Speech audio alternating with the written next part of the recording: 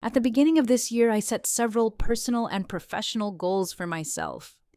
I wanted to become more productive, improve my health, and focus more on my personal development.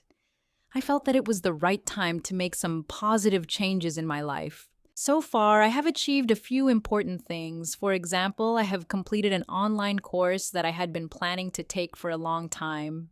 I also have started exercising regularly, which has had a very positive effect on my energy levels and overall well-being. Over the past few months, I have been working on improving my time management skills. I have been trying to organize my schedule more effectively and focus on the tasks that really matter. I have also been spending more time learning new things and developing useful skills. In addition, I have been reading more books related to personal growth and professional development. This habit has helped me stay motivated and think more clearly about my long-term goals. I'm quite happy with the progress I've made so far. Although I haven't achieved everything yet, I have been making steady progress, and I believe that by the end of the year, I will accomplish even more.